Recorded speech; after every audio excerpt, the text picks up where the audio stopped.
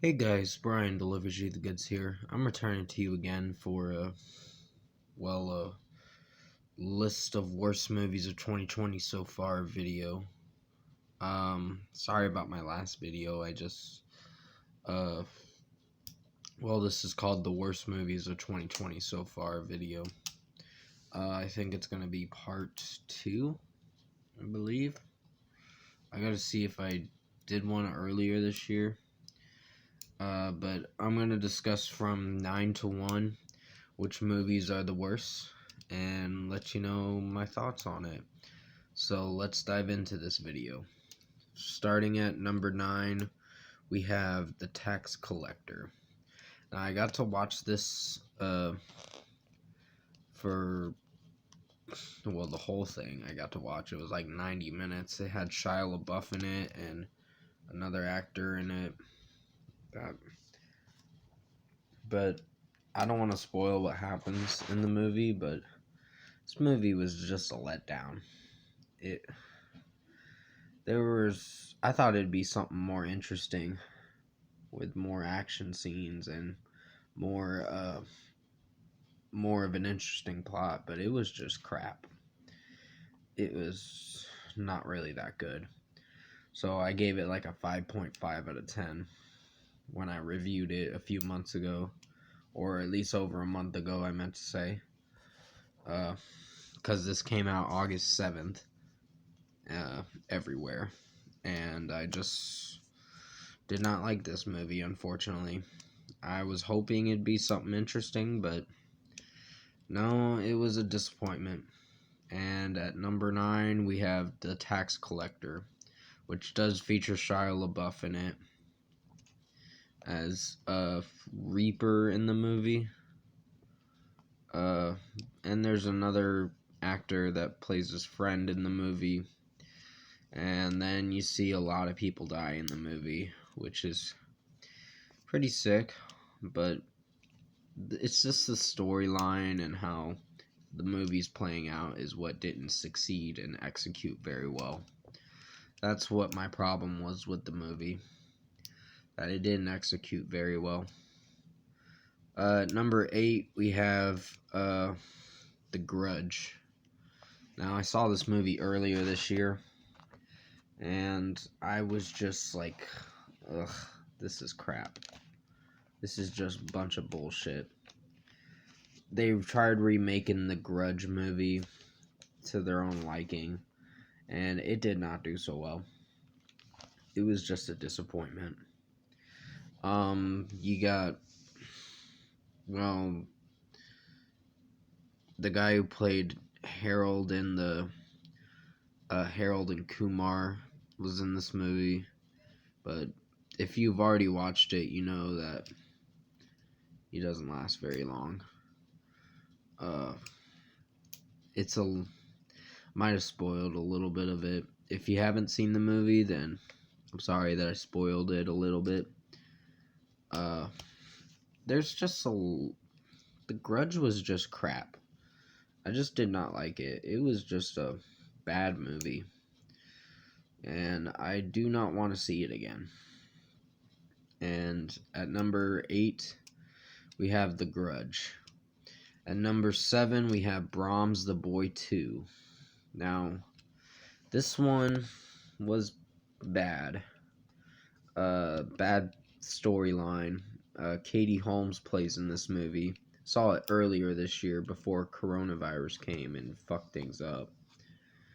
And it just did not succeed very well. And it was just a bad movie. I know I keep saying most of these movies are bad, and I don't go into explanation about what I'm trying to say, but what I'm mostly trying to say is this list is, for this video, is just going to be about bad movies. Yeah, the Katie Holmes did good in the movie. It's just the execution of the plot did not do so well. It was kind of boring, and it was just agitating to even watch this movie. But it was just a bore fest. So, at number 7, we have Brahms the Boy 2. Number 6, we have Like a Boss. Now, this movie was meant to be a comedy, and pretty much Tiffany Haddish is in it, Rose Byrne is in it, and Selma Hayek is in it too. I think Rose Byrne is the actress that's in this movie. I like Tiffany Haddish as a comedian. She's really funny. But for this role, not so much. I don't think this movie did well with the jokes. The jokes were very stale, very shitty, and did not do so well over me. I was like, this is a fucked up movie. This isn't even that good. And they're pretty much trying to sell this makeup thing or whatever. They're a makeup business or whatever, and they're trying to team up with some Hayek to sell a makeup business and work for her company, and then they get screwed over by her, and then they pretty much have to sell the product by themselves, and it eventually succeeds towards the end, and Selma Hayek gets ruined. If you've already seen the movie, you know what I'm talking about. You kind of know this is a bad movie. This didn't have a good storyline, and it just flopped big time. So at number 6 we have Like a Boss. Number 5 we have The Turning. This was a very bland movie. It felt very hollow. It felt empty. Plot went nowhere. And Finn Wolfhard in the movie kind of played an asshole in this movie. I think that's what he was going for his role, but didn't like his character that much. It wasn't really striking me as a convincing character in this movie. And towards the end of the movie, it just was shit. I was like, this was a shitty ending, and this was a shitty movie, and I do not want to watch it again. I really don't. But at number 5, we have The Turning. Sorry, I gotta rush it a little bit so I can fit in the rest of these movies. Number 4, we have Artemis Fowl. Now, I'm already in my top 5 now, so I already explained number 5 already. Yeah, number 4, Artemis Fowl. That was just horrendous. It just was not that good. The storyline was messed up. And the characters in the movie weren't that convincing to be interested in. Judi Dench was in this movie too, and I had a bit of an issue with her character. Josh Gad was in this movie too, and he tries to be the narrator for this movie, and it was not doing so well. And it looks like they're gonna make a sequel for it, but I don't know if it's gonna be good. I probably won't watch it, but at number 4 we have Artemis Fowl.